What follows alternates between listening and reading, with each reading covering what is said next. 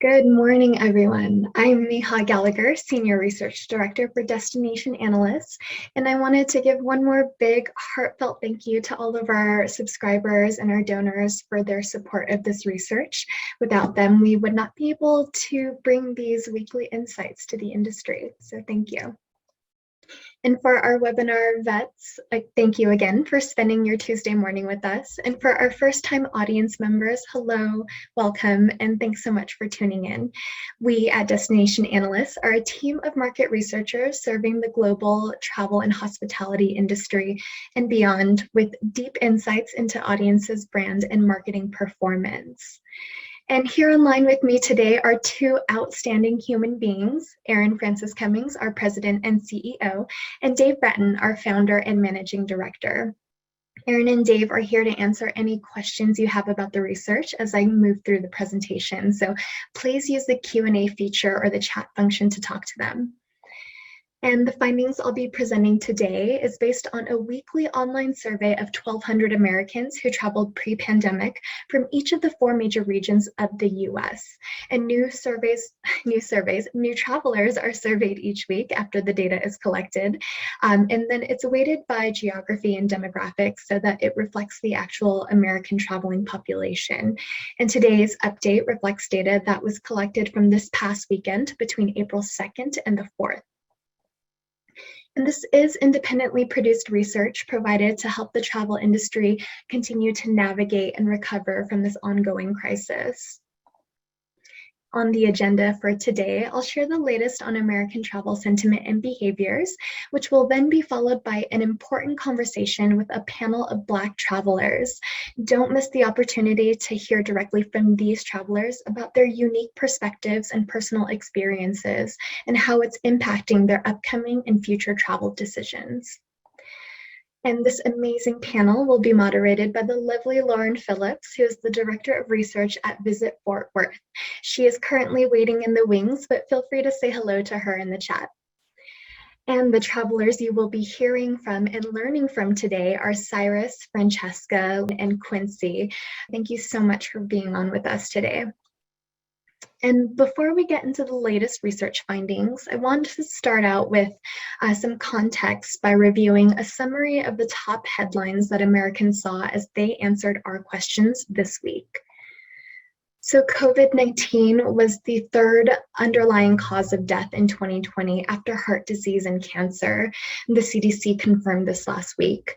And CDC Director Rochelle Walensky said that this data should again serve as a catalyst for each of us to continue to do our part to drive down cases, reduce spread, and get people vaccinated as soon as possible.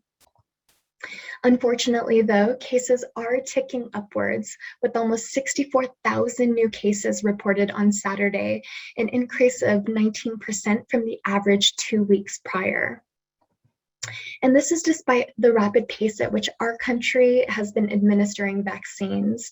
As of Monday, just over 165 million doses have been put into the arms of our citizens, which means that 32% of the total population has received at least 1 dose, and almost 1 in 5 are fully vaccinated.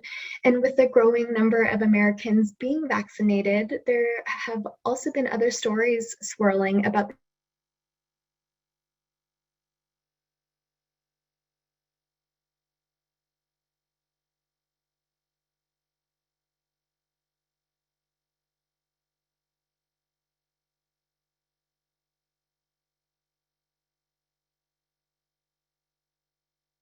the use of vaccine passports as a potentially safe and efficient way. This isn't an idea that every last Friday, banning the use of oops, sorry. Looks like my internet cut out for just a bit here, but hopefully I'm back online. So I was saying this Atlantic article also points out that we are struggling to navigate the new social calculus of a partly vaccinated world where vaccinated and unvaccinated people are getting more lax with behavior at a time when experts say that vigilance still really matters. But the big news this week, I know we were all giddy about. In fact, after seeing the upcoming headline, I promptly sent this GIF to my friends to get them excited about our post-vaccination girls trip to New York City. Was this headline, which was the official okay from the CDC for vaccinated Americans to travel both within the US and internationally. However, safety precautions like mask wearing in public must continue to prevent potential spread. So with that, here are the key takeaways from this week's survey of American travelers. 1, more Americans consider themselves to be ready to travel than any other time during the pandemic. 2, the comfort level travelers feel in their own communities is on the rise. 3, the proportion of travelers dreaming, talking about, and planning leisure trips continues to grow. 4, about half of travelers would be comfortable with the vaccine passport being required to participate in public activities. And 5, many travelers are seeing a return to normal begin to emerge, and about half expect this to happen by September. So let's start with the data that supports our first key takeaway, which is that more Americans than ever during the pandemic now consider themselves ready to travel. And many of our other travel sentiment metrics have also reached new pandemic era peaks. So first, for some perspective, I wanted to show you this chart, which is comparing perceptions of travel activities as unsafe, general travel avoidance, and specifically avoidance of international travel and group meetings in April of 2020 to April of 2021. Now, compared to last April, it's clear that Americans feel very differently, particularly as it relates to travel safety. And average perceptions, that is, of travel and leisure activities as unsafe has declined 30 percentage points in the last year. And travel avoidance, including general, internationally, and for conventions and conferences, this all reached record lows as of this week. And as I alluded to earlier, this week marks another pandemic record for travel readiness, with 69.3% saying ready is what describes their state of mind. And this has been on the rise since the end of December, with less than 1 in 3 travelers now saying they need more time before they will be ready to travel again. And this is despite a growing number of travelers saying that they do expect that the severity of the coronavirus situation in the US will get worse in the next month, which has now grown to 20.5%. And as I've shared before, looking at the historical data on this metric is very telling. So the orange line on this chart is showing American travelers' pessimism about the virus's course, and the 3 big bumps coincide with the first virus surge that we experienced at the end of March, then again in July, post-summer travel, and the last surge that we experienced after the holiday season at the end of last year. And after a long, sustained increase in optimism, travelers are now backtracking, and the proportion who feels things will get worse in this country in the next month is growing once again. In fact, when we asked the likelihood that the US will experience another COVID surge in 2021, 53.8% of American travelers said that this was indeed likely, an anticipation that was strongest in the Midwest and among older travelers. Yet, while the majority does expect another surge to occur, they don't appear to believe it will necessarily impact themselves. Anxiety about personally contracting coronavirus is actually down this week, as is anxiety about our friends and loved ones contracting the virus, now at 65.9%, down from 69% last week. Also down are our financial anxieties, including concerns about our own personal finances, which dropped 5 percentage points in the last week.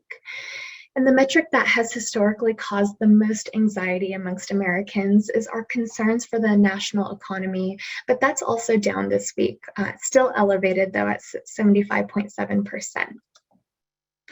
And when we chart the last 4 metrics together, we call this our national anxiety map. And you can see the dramatic improvements in each of these just from January of 2021, so the start of the year, to April alone. And with decreased anxieties related to COVID, we are finding that excitement about leisure travel is firmly up. This week, 68% of Americans say they are highly excited about traveling for leisure this year. And now almost 2 in 3 Americans say they would be excited if their travel companion asked them to take a weekend getaway sometime in the next month, which is at an all-time high during the pandemic era. And you can clearly see the gains that we've made here when we look at the historical data. So excitement to travel in the near term has been on the rise since the end of December. Similarly, 2 in 3 travelers are now excited to learn about new travel experiences or destinations to visit. And although there's been little movement in this metric over the last few weeks, overall, this has been on an upward trend since December of last year. And earlier, I mentioned that the average perceptions of travel and leisure activities as unsafe has declined, and that's based on this data point here. So this chart is showing you the percent of travelers who feel each of these activities is unsafe to engage in the current environment, with the relatively safer activities being shown towards the bottom of the chart, which includes dining out, staying in a hotel, shopping, visiting friends, outdoor recreation, and road trips. Now, when we take the average rating across all of these activities that we're tracking, we're currently at 39.6%. Let's see how this average rating has tracked over the course of the pandemic. So you can see the height of our COVID-related fears around engaging in leisure and travel activities was observed exactly 1 year ago, where our average unsafety rating peaked at 69.4%. But fast forward to April of 2021, and we are now at the lowest level of travel and leisure activities being perceived as unsafe during this pandemic. And clearly, decreased feelings of travel and leisure activities as being unsafe is building confidence in Americans' ability to travel safely. This week, 36.2% of travelers are firmly confident that they can travel safely in this environment. An additional 33% are somewhat confident, which means that now less than 1 in 3 of us are not at all confident about being able to travel safely right now. And Americans who have lost their taste for traveling for the time being, something that we've been tracking regularly during the last coronavirus surge, this has plunged to a new low of 33.3%, which is really positive to see. And for the first time ever recorded in our study, the proportion of Americans who would not feel guilty traveling, that is 41.6%, has finally surpassed those that would, which is exciting to see as well. So this growing positivity towards travel overall extends to how Americans are feeling about tourism in their own communities, and leads me to this week's second major takeaway, and that is that travelers are feeling more comfort engaging in local activities, and this is paired with growing acceptance of visitors in their own communities as well. So right now, 53.8% of American travelers say they are comfortable going out for leisure activities where they live. And this is a pandemic era record high that's been steadily increasing since December. Meanwhile, 41.3% say they are not yet ready for tourists to visit right now. However, this is a far cry from the 67.6% who felt this way 1 year ago. And this also represents a pandemic record low that's been on the decline since January. And when asked how they would feel if they saw an ad promoting their home community for tourists to visit, 46.7% said they would feel happy. And this is a sentiment that's been trending upwards for the past 4 months. And as positive sentiment around travel, comfort in one's own community, and acceptance of visitors are on the rise, we also see that the proportion of travelers dreaming, talking about, and planning leisure trips continues to grow. In the past week alone, nearly 40% of Americans daydreamed about taking a leisure trip or talked to a loved one about a future trip. And a 2021 record 33.6% researched travel ideas online in the last week, while another 17.8% have made travel reservations or bookings. And the chart you're seeing here is showing the time series data for this last metric that I just showed you on travel planning. And it's in this time series that we can clearly see that this week actually marked a 2021 peak in the proportion of Americans actively dreaming about and planning travel. In total, 77.7% did any sort of travel dreaming or planning in the past week. And much like the other metrics we've seen so far, this has been on a steady rise over the last several weeks. And in terms of when Americans will travel, July continues to be the peak month for these trips. This year now with 1/3 who have at least tentative plans for travel in the month of July. Travel also looks to continue this fall with nearly 1/4 of American travelers saying that they have trips at least tentatively planned for September and 22% who have tentative plans to hit the road in October. Now, when we look at this data compared to the months of tentative leisure trips reported at the beginning of this year, which is represented in this chart by the orange line, we see that expectations are actually up for most of these months, while expectations to take leisure trips in August, November, and December are slightly down compared to what was reported back in January. And the most remarkable change, though, that I want to point out here is on the far right side of this chart, where 1 in 5 Americans had no plans to travel at the start of the year. And now this proportion has been cut nearly in half and now currently sits at 12%. And in the next 3 months, American travelers expect to take an average of 1.6 trips, leisure trips that is, which is up from a reported 1.5 expected trips last week. And amongst those who intend to travel in the next 3 months, we asked them if they've made any bookings for these upcoming trips. And we found that 1 in 5 have already booked a hotel and 15% have purchased airline tickets. Although less common, about just under 10% have also purchased amusement park tickets or booked a home sharing service. Meanwhile, 57.7% haven't made any bookings or reservations quite yet.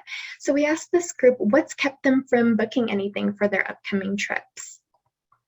And we found that the most common impediment to booking or reserving travel for their anticipated trips in the next 3 months is actually concerns about the coronavirus variants, with 22.1% who say this has kept them from actually booking their expected or anticipated travel. Secondarily, about 15% or more say that they are still in search for travel discounts and deals. And those of you following this research have seen a major growth in the proportion of Americans who are saying that such deals will motivate them to take a trip in the near term. Additionally, about 15% are still waiting to be vaccinated before they book their trip, and a similar proportion say that they are going to book closer to their travel dates just in case, which shows the uncertainty around the pandemic is still very much impacting travel booking and behaviors. Although less common, about 5% or more are also citing unfavorable cancellation policies, lack of availability, and border restrictions as reasons as to why they have not yet booked their trips. Okay, so let's talk about our 4th key takeaway from this week's study, and this one comes straight from the headlines. So vaccine passports, now something that actually represents a potential reality and thus is being debated right now.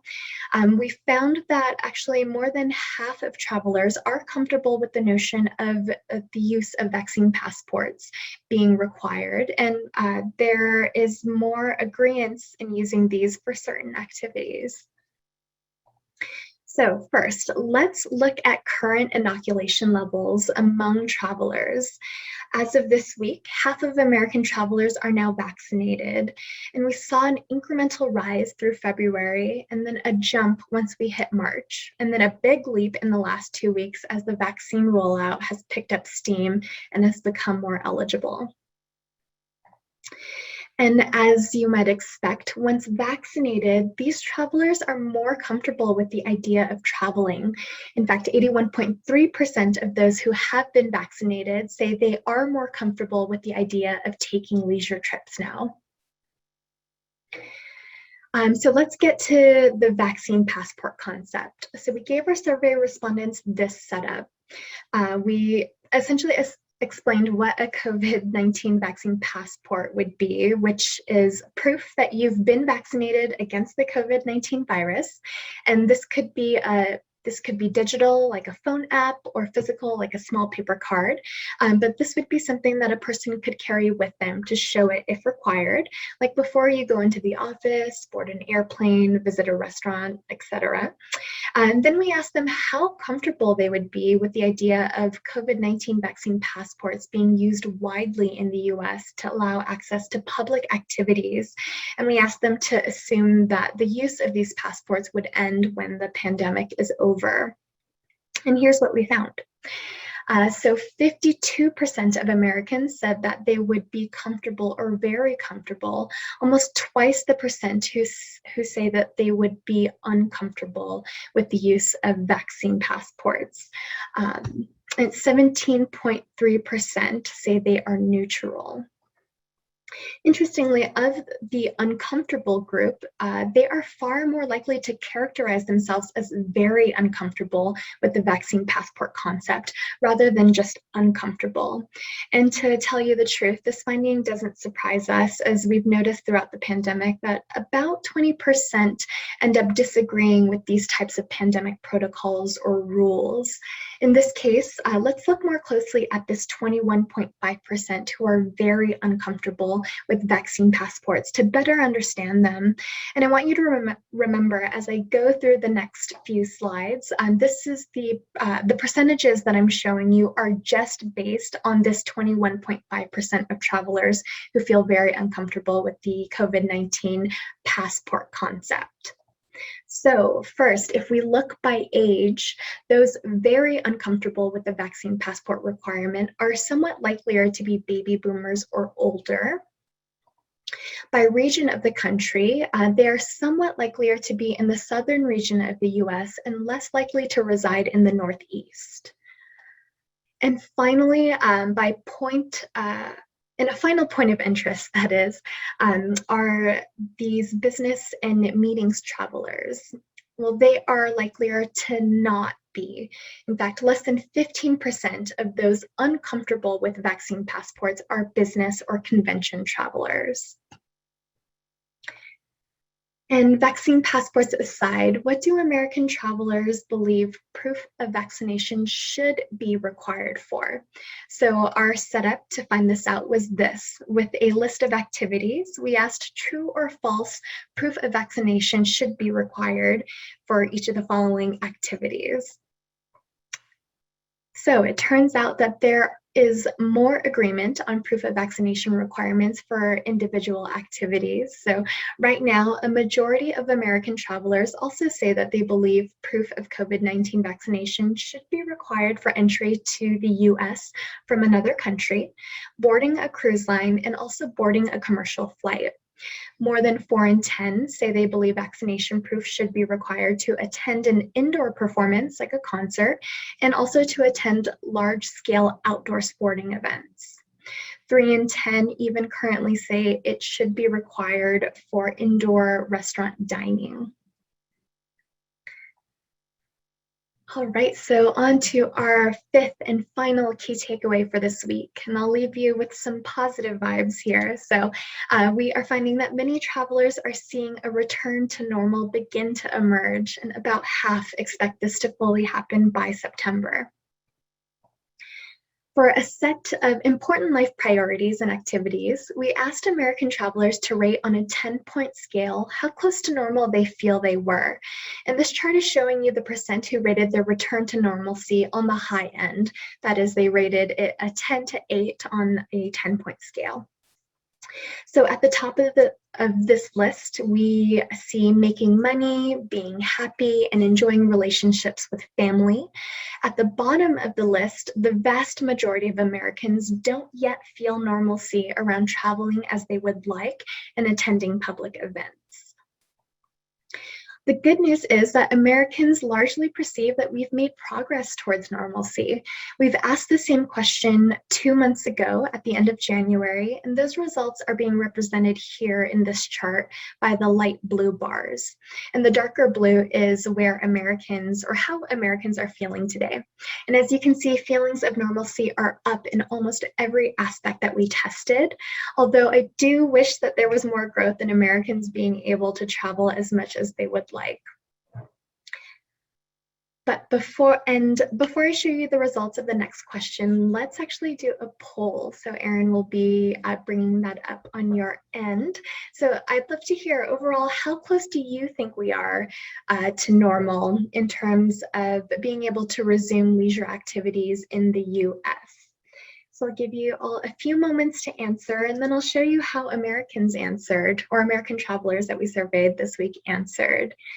But let's see here, results are coming in. The largest proportion of our audience is saying that we are halfway there, so 50%.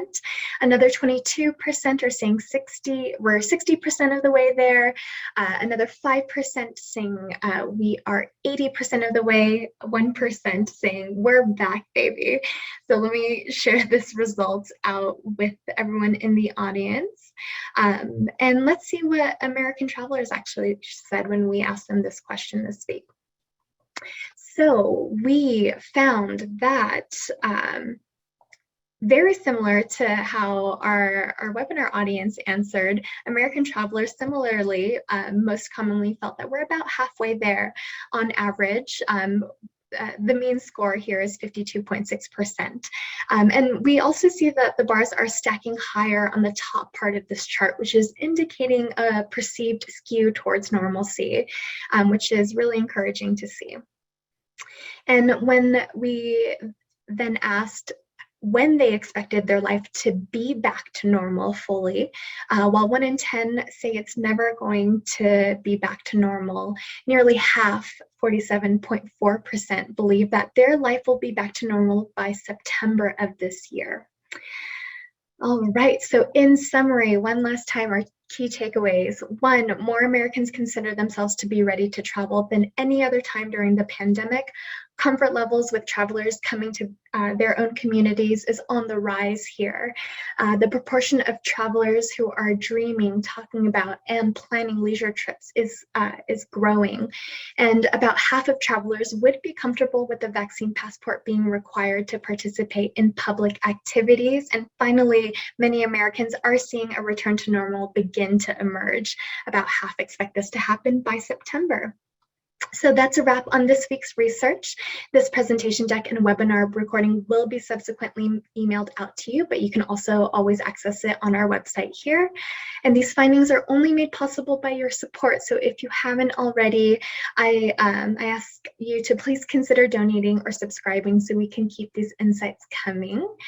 And our team at DA is available to make a condensed version of this presentation and update to your board and stakeholders. Just email us if you need that. And we want to hear from you. So please join us in one of our online meetings to discuss your current needs in our ongoing traveling consumer research, so we can ensure that we are covering topics that are most important to you for the future. Erin is chatting the link below, and if you can join, please do. And as you forge ahead with your summer strategy and beyond, just know that we here at Destination Analysts are here to help. So whatever your research need, please let us know if we can be of service to you. And reach out to us to schedule your demo of our Apollo service, which is our destination intelligence and management system that applies our data analysis and tourism research expertise to get you much deeper, more accurate, and more predictive insights out of your geolocation data, as well as true executive level benchmarks of your destination and organizational performance. Now, please join me in welcoming Lauren Phillips to the virtual stage. For those of you who have not yet had the great pleasure of meeting Miss Lauren, she is originally from Leesburg, Georgia, and once interned for an image consultant and brand director in Atlanta, believing one day that she would be a publicist, but this is actually where she ultimately discovered her knack and love for research. After Lauren's time at television stations in Georgia, she relocated to Texas to continue her career in analytics with the ABC station for Dallas-Fort Worth, WFAA, and eventually made a pivot from TV to tourism with Visit Fort Worth, where she has served as the Director of Research since 2018. And let me go ahead and welcome in our panelists as well. So Cyrus, he loves visiting beach destinations, and during the pandemic, he's traveled to California, Denver, and Chicago, and he has more travel planned in the near term with plans to visit Puerto Rico soon. Miss Francesca loves traveling to cities and loves traveling to cities that are close to state parks so she can explore both urban centers and the great outdoors. During the pandemic, she's traveled to New Hampshire for hiking and the Florida Panhandle for beaches. And this prolific traveler plans to visit New Orleans, Savannah, Charleston, and Santa Fe in the near future. Finally, Quincy most enjoys visiting Western destinations, but especially along the coast, and loves city experiences. During the pandemic, this fine gentleman has been to Denver, Texas, and Mexico. And up next, his travel plans include visiting California, Seattle, and Vancouver when the border reopens. Welcome, everybody. And now all of our panelists, you can go ahead and turn on your cameras, come off mute. Your discussion will start with the lovely Lauren. And Lauren, go ahead, take it away. All right. Hi, everyone, and good morning from Fort Worth, Texas. Thank you to the entire Destination Analyst team for allowing me to moderate this awesome panel of travelers today. So let's get to it. Now, aside from COVID, what is your biggest concern as a traveler right now? So, Francesca, do you want to take that on first? I can go ahead. First of all, thank you for having me today. Excited to talk about this. I think other than COVID, honestly, my biggest worry has to do with just how eager people are to get back out there. I think that when we are traveling, I feel like patience is going to be at a low. People are going to be really eager to kind of get out and get moving. And I worry about that a little bit, as well as just kind of how the prices are about to go through the roof as all these travel companies are trying to make up for the year and the year plus that they've missed on their profits. So that's what I'm worried about. And yes, and Quincy, I think I heard Quincy attest to that. Do you have something to add to that? Yeah, I agree with the profit part. I think a lot of people, the prices are already creeping up, at least on the flights. Although there are some deals to be made, but I think with summer coming up, more Memorial Day, and then 4th of July, I think the prices will stay high for probably until post Labor Day. And I think after Labor Day, the prices will come back down, and there's some deals to be had then. But until then, everyone is so eager to get back out there once they get the vaccinations and more places open up, then they're going to flood the airports, and I think they're going to drive the price up to travel. And Cyrus, what about you? What is your biggest concern? Yeah, I think I have the same sentiments as the rest of the panelists. It's just as we, of course, we all want to return to whatever the new normal will be. And for a lot of people, they hope that the new normal resembles the day of old, but we can't forget how to monitor and facilitate. And within the scope of business, especially after the year that we've had from a business and profit standpoint, I know that can be very difficult to really make sure that we're being proactive and putting everyone in the safest positions as they do continue to travel again. Right. And, along the same lines, do you anticipate any longer lasting changes to how you travel because of COVID? Are you making shifts? Are you fearful of people? Are you choosing smaller towns versus larger towns? What are your thoughts on that? What Yeah, are some I of your think thoughts? I was here. I was gonna say definitely avoiding where where there is heavy traffic and volume, and so especially around like the holidays. So where before a spring break, Memorial Day, Labor Day, those would be big ticket travel items or um, points in time, and now it's like maybe I'll sit this holiday out, maybe Mhm. go prior to or even after. Mhm. And as you know, we just had our Easter weekend. And so that was the first, everyone said, oh, this is the first real Easter and that we've had. So I definitely hear you on that. And Francesca, what about you? Do you anticipate any longer lasting changes? Yeah, I would definitely echo what Cyrus said. I hadn't even actually thought about like avoiding holidays, but that's a really good point. Um, I try to avoid them anyway because they're usually more expensive. But now I definitely don't want to go anywhere when people are really traveling a lot. I've also always been a fan of kind of the more outdoorsy types of trips, hiking, kayaking, those types of things. So I think that I'll probably stick to that. But I probably will avoid cities a little bit more for the near future and just try to keep it towards things that can be a little bit more nature focused and sort of isolated with a small group potentially. Mhm. And Quincy, are you running from the larger cities, or are you going to them? What are your thoughts? I'm running to them actually. But yeah, I don't fear the big city. I've been lucky, obviously, and cautious and vaccinated for months now. So I don't fear I don't fear infection or anything like that. But yeah, I'm a big city person, and I like mountains too. But I'm more of a city person. So uh, for the most part, I avoided places like New York and Chicago this past year. I think New York was kind of closed. Chicago was open, I think, but Chicago was really bad. But places like that, they're on top of each other, so it's so easy to get affected. But places, LA, Seattle, Miami, more spacious places that are more open. Yeah, those are my places anyway. So I tend to take. I have no problem going to those places going forward. So that it sounds like you and Francesca, you like the outdoors, and I'm hearing hiking, and I'm hearing the mountains, and of course you are running to the city. Cyrus, what about you? What are some of your interests in travel? For me, it's beach and nature as well. I'm born and raised in Chicago, and then I live in New York, and so I'm always surrounded by city life. And so to escape and get away from that is usually my choice when it comes to traveling.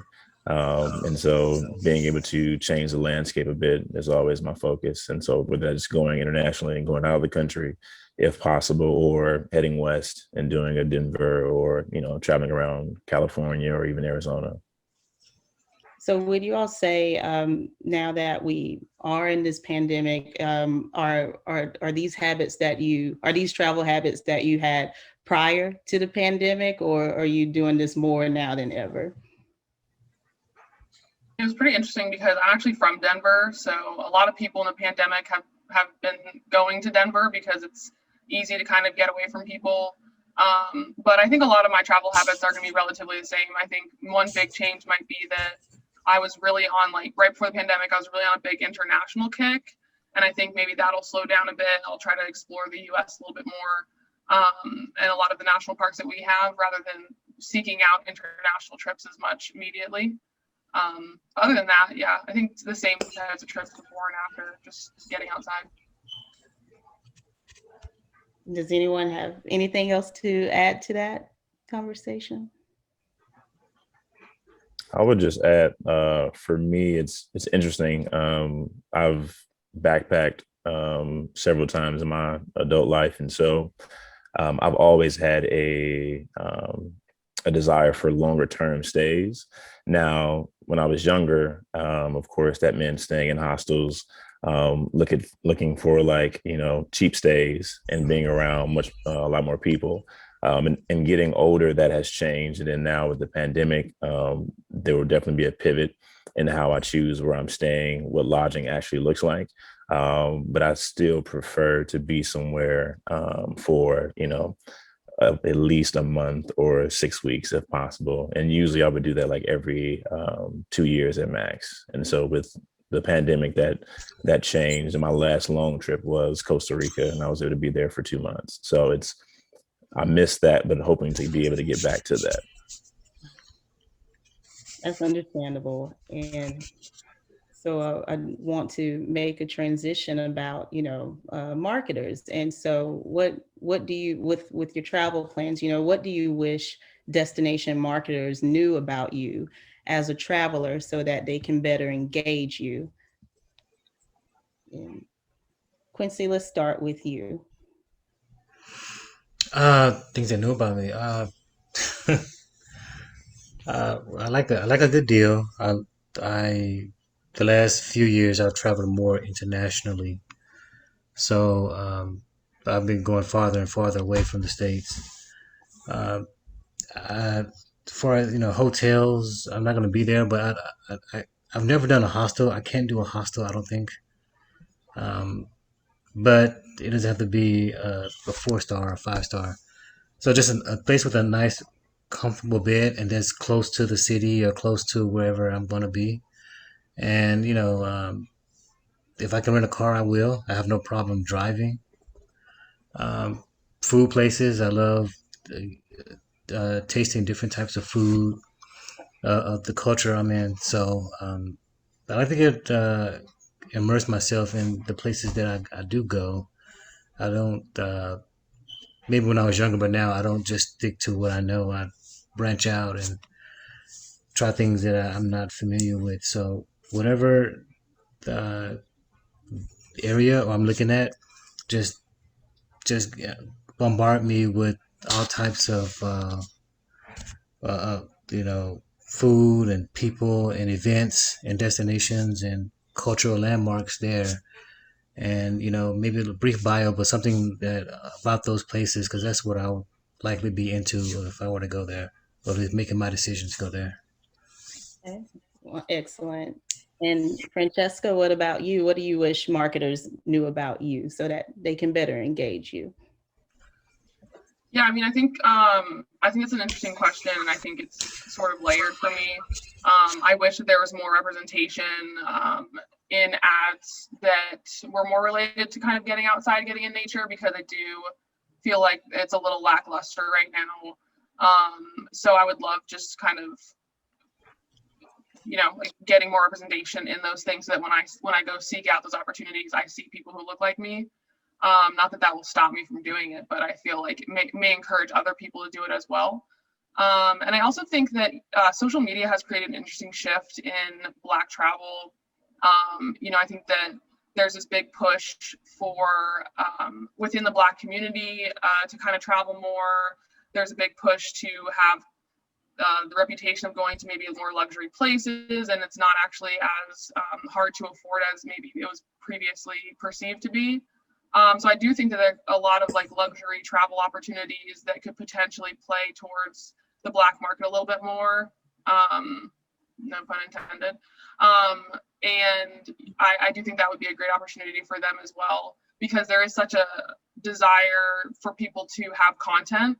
And while that's not necessarily what I'm kind of looking for when I travel, it is a great marketing opportunity for them moving forward. Thank you, Francesca. And Cyrus, what about you? What do you wish marketers knew about you? Yeah, I think Francesca really hit it on the head. Black people travel, and we've been traveling, and we will continue to travel. I think what's fascinating about social media is that, we control the narrative. And so typically when we're not represented in some of the marketing campaigns or in the advertisements coming from corporations and travel and destinations from the industry, we're the ones, individually posting about their trips to here, there, and wherever. And then that kind of like creates this momentum. And then next thing you know, everyone that you know and their cousins are now going to this destination because everybody's been posting about it on, Instagram or talking about it on Twitter. And so I think if there can be a balance or even a partnership, I think what Francesca was kind of speaking to within that, where I think you can definitely, there's a lot of room to really tap into not only an investment, but supporting these communities as their curiosities about places to travel peaks and grows. Yes. Thank you, Cyrus.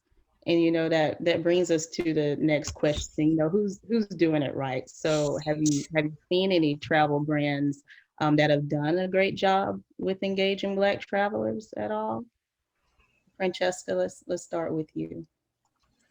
The first thing that comes to mind is the North Face. I think that the North Face has a pretty wide range of like ethnicities of models. They're not necessarily a travel brand, but I think that they, sell a lot of apparel that's important for certain types of travel. So that's something that I've noted. But honestly, I wouldn't say that any brand's doing it well enough for me to be like, wow, I really want to indulge in this brand because they're representing us well. So unfortunately, nothing notable for me. Thank you for your perspective on that. And Cyrus, I'll bounce back to you. What have you seen a travel brand doing it right? Not really, no. I think there's just a lot of room for adjusting and improvement in that regard. Again, I think it's really within just individuals and what they've created within their networks, through social media, et cetera, but not a specific company that comes to mind now. What about you, Quincy? No, I I haven't seen any companies and commercials, even print, about even solely focusing on Black travelers. Not that I can think of on off the top of my head. I haven't. And I want to pause for a second because there is a question from one of the attendees, and the question is safety a concern, either related to the pandemic or physical safety in regards to your travel? Quincy, what do you think? The only place I focus on safety is when I'm in LA. For some reason, I don't know why. Any other place I've been to, I just don't think about safety at all. What about you, Cyrus? I would say, and for me, it's everything is a calculated risk. And so with that, I think if you just take the necessary precautions. So I'm not the type that necessarily is towing the line, and even stepping over the line, but I am aware of where I step. And I think that always makes a difference, in various areas of life. Francesca, what are your thoughts? Yeah, it's interesting because as a woman, I think that naturally I have a lot of safety concerns every time I travel, especially thinking about just traveling alone or traveling in groups of women, or, depending on what country we're going to. There are definitely a lot of risks and safety issues potentially.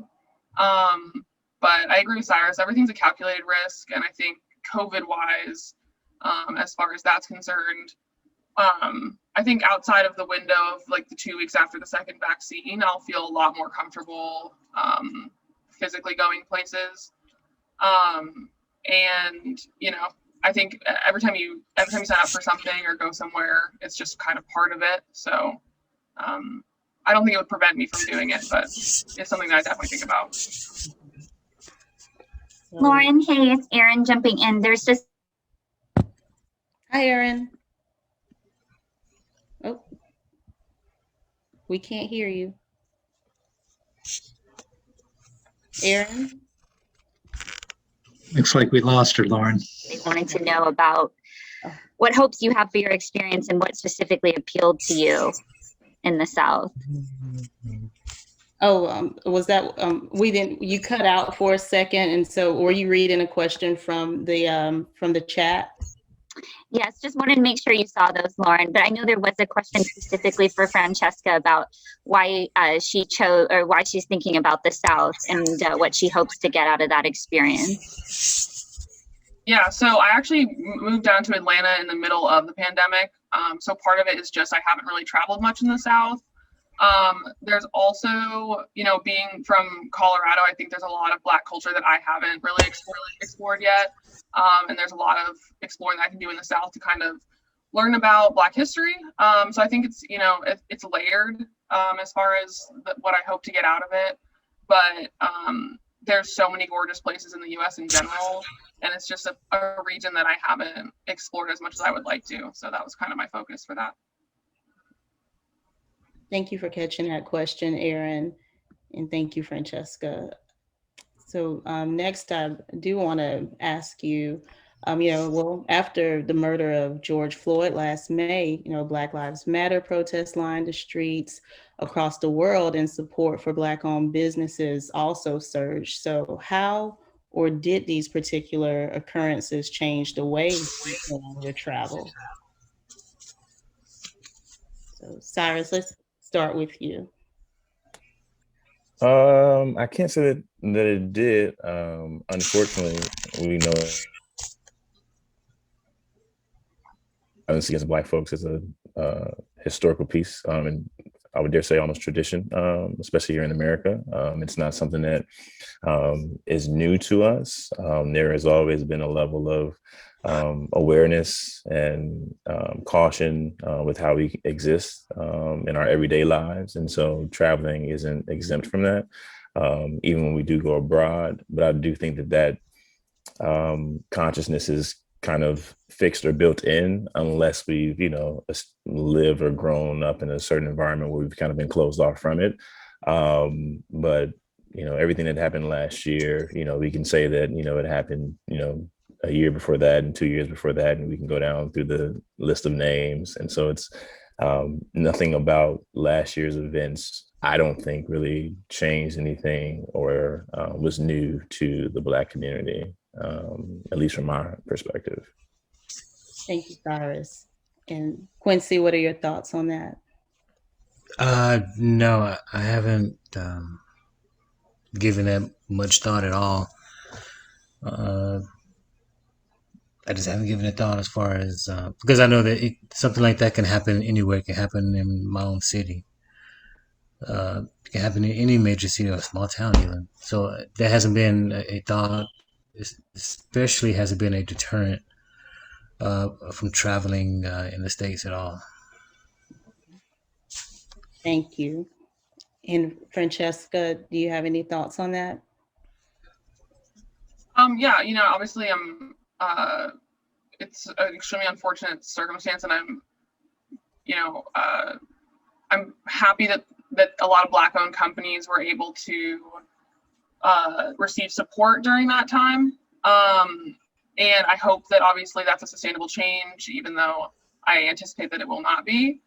But I wouldn't say that, like Cyrus said, it's not really anything new. It wouldn't say that it's something that would change the way that I approach moving throughout the States, besides the fact that, a lot of people were really upset in support of George Floyd. A lot of people were also really upset in support of the police. And I think that, we've been talking about how polarized the country is. And I think that a lot of people are really pissed off in a way that would make it a little bit more dangerous for someone who looks like me to be around them. And I think being in the South specifically, I just always think it's important to kind of be on high alert of whether the way you navigate kind of the police is one thing, but I'm not really a fan of leaving Atlanta and going to the suburbs of Georgia in certain areas. And I think it's important to kind of know that, because, we can kind of live in ignorant bliss and be like, I'm kind of keep moving the way I was moving. It is important to know, people aren't fans of people who look like us in some spaces, and we should be aware of that as well. Yes. Thank you all so much for your perspective on that question. And Erin, I know that we have some questions from the chat. We do. I don't know which one to prioritize here. Good. I know people are wondering about international destinations, if there's any that you would specifically avoid or are specifically interested in. Does anyone want to take that before we wrap up?